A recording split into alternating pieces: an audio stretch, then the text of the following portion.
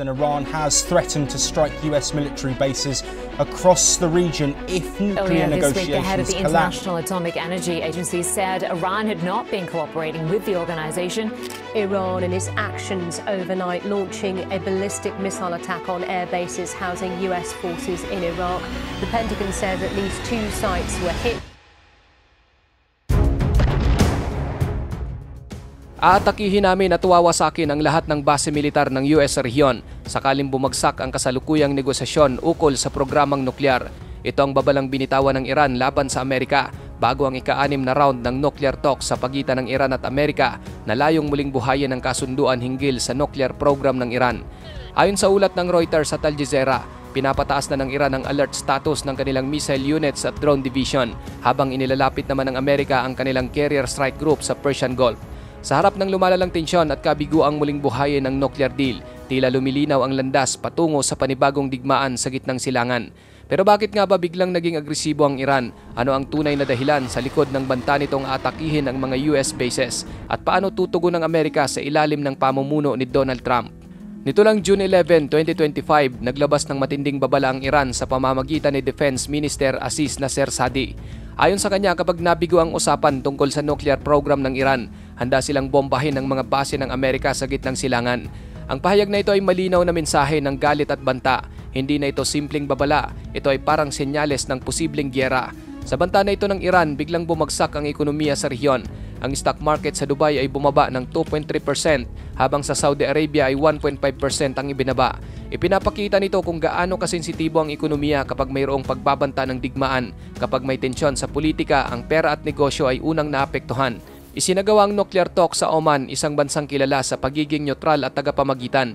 Ngunit ayon sa mga diplomats mula sa European Union at International Atomic Energy Agency, nananatiling mahirap ang usapan. Ayaw ng Iran sa masyadong masinsinang inspeksyon sa kanilang nuclear facilities.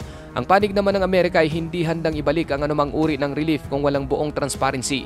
Sa gitna ng usapan, isinabay pa ng Iran ang isang missile test bilang pagpapakita ng puwersa. Ang missile na ito na ayon pa sa ulat ng CNN at Fars News Agency ay kayang magdala ng heavy payload warhead na maaring umabot sa Israel o mga base ng US sa Iraq. Bilang tugon, agad naglabas ng pahayag si Pangulong Donald Trump. Ayon sa kanya, handa ang Amerika na protektahan ang mga sundalo at base nito sa buong mundo. Pinaalalahanan niya rin ang Iran na huwag gumawa ng hakbang na pagsisisihan nito. Ang US State Department ay naglabas din ng kautusan para sa mandatory evacuation ng mga personnel mula sa ilang diplomatic post at military bases. Kasama sa inilikas ay ang mga tauhan mula sa Baghdad, Bahrain at Kuwait.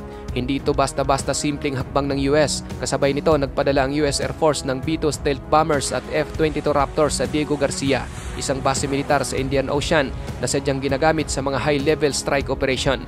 Ang ganitong strategy ay tinatawag na forward deployment. Sa ganitong paraan, mas mabilis silang makakagalaw kung may kaguluhan saan mang bahagi ng Middle East. Habang naghahanda ang Amerika, naglabas naman ng pahayag ang mga kaalyado nila sa rehiyon. Ang Saudi Arabia, Israel at United Arab Emirates ay nagpahayag ng suporta sa Estados Unidos. Para sa kanila, isang banta rin sa regional stability ang nuclear ambition ng Iran. Dahil dito, inilabas ng IDF ang mga video ng kanilang mga Iron Dome battery na inilalagay sa hilagang bahagi ng border, habang ang UAE ay nagpadala naman ng mga naval assets sa Strait of Hormuz. Samantala, sa panig ng Iran, naging sunod-sunod ang pagpapalabas ng state media ng footage ng missile test, drone flight formations at military exercise. Ayon sa mga analyst, isa itong psychological warfare na layuning ipakita ng Iran sa kanilang mga kaaway ang kanilang determinasyon at kakayahan sa digmaan. Isa pang ikinabahala ay ang posibilidad na gamitin ng Iran ang kanilang mga kaalyado gaya ng Hezbollah sa Lebanon at mga rebelde sa Yemen. Kung pasisimulan ng Iran ang gulo, maaring sabay-sabay umatake ang mga grupong ito sa iba't ibang bahagi ng gitnang silangan. Delikado ito dahil magdudulot ito ng gyerang hindi lang sa isang bansa. Sa ngayon, patuloy pa rin ang intelligence monitoring ng Amerika sa galaw ng Iran. Ayon sa ilang opisyal, may mga sinyalis ng paggalaw ng missile unit sa ilang bahagi ng Iran. Iniinspeksyon din ang kanilang mga pasilidad gamit ang satellite images. Kapag may nakitang kakaiba, maaring agad na magpadala ng warning o gumawa ng aksyon ang Amerika. Sinabi rin ng Pentagon na hindi sila papayag na maulit ang mga nangyaring pag-atake noon sa kanilang mga base. Kung matatandaan noong 2020, 2 US soldiers ang nasawi matapos paulanan ng Iran ng missile ang Al-Assad Air Base sa Iraq bilang ganti sa pagkamatay ni General Qasem Soleimani. At noong 2019, napuruhan ng drone swarm ang oil facilities ng Saudi Aramco. Ang mga insidenteng ito ay nagpapatunay na seryoso ang Iran kapag nagsabi ng banta. Kaya naman binigyang diin ngayon ng Pentagon na mas taasan ang level ng kanilang paghahanda. Ayon sa ulat ng Defense One at NYT, nakalatag na rin ang anti-missile defense system sa Qatar, Bahrain at Israel. Samantalang ang United Nations ay muling nananawagan ng de-escalation, ngunit tila wala nang gustong makinig. Ang pinakamalaking pagbabago ay ang internal dynamics ng Iran. Ayon sa analysis ng Stratfor at BBC Persian, mas naging dominante ngayon ang military leaders tulad ni General Hossein Salami ng IRGC kaysa sa mga moderate diplomats. Sa ilalim ng Supreme Leader na si Ali Khamenei, ang mga desisyon ay mas nakasalalay na sa Revolutionary Guard Corps kaysa Ministry of Foreign Affairs. Ibig sabihin, mas pinapakinggan ng gobyerno ang kanyang mga sundalo kaysa mga taong nais ng kapayapaan. Samantala si Donald Trump naman na kilala sa pagiging matigas at America First approach ay hindi rin nagpapakita ng interes na bigyan pa ng second chance ang Iran. Ang kanyang foreign policy ay klaro, zero tolerance sa mga bansang banta sa US interest. Habang patuloy ang pagigting ng sitwasyon, nagsimula na ring kumilos ang mga bansa sa Europa. Ayon sa France at Germany, dapat ay magkaroon ng neutral na tagapamagitan sa pagitan ng Iran at Amerika. Nag-alok sila ng tulong upang muling maayos ang usapan sa nuclear program. Gusto nilang pigilan ang pagputok ng digmaan bago pa ito lumala.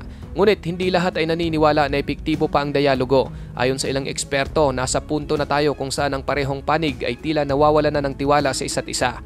Ang Amerika ay takot na lokohin ng Iran, habang ang Iran naman ay naniniwala na hindi sila tinatrato ng patas.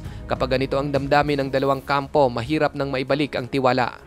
Ang isang malaking tanong ngayon mga kapatid ay kung paano makakaapekto ang sitwasyong ito sa mga bansang nasa paligid ng Iran. Halimbawa ang Iraq ay may mga base militar ng Amerika at posibleng unang tamaan kung magsimula ang gulo.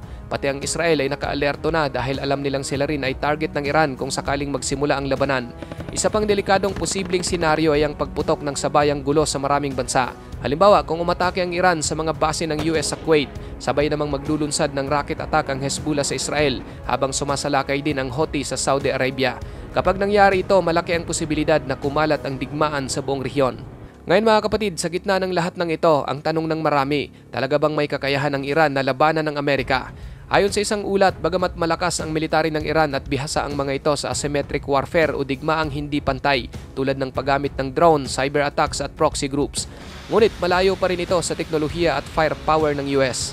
Sa napipintong kaguluhang ito, hindi rin dapat maliitin ang epekto ng posibleng digmaan sa ekonomiya ng buong mundo. Kung talagang magkakagyera sa Middle East, maaring tumaas ng sobra ang presyo ng langis at magdurusa ang mga bansang umaasa sa imported na langis gaya ng Pilipinas. Sa kasalukuyan, nananatiling tensyonado ang sitwasyon. Walang malinaw na hakbang mula sa Iran para umatras sa kanilang babala.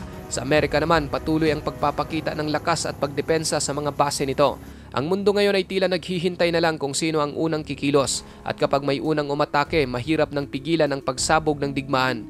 Ikaw kapatid, ano ang masasabi mo sa videong ito? Para sa iyong opinion, i-comment mo na yan sa ating comment section sa ibaba. At kung nagustuhan mo naman ang videong ito, paiwan naman ako ng like at pasubscribe na rin sa ating munting channel. Maraming salamat sa panonood hanggang sa susunod na naman ating upload. Peace out!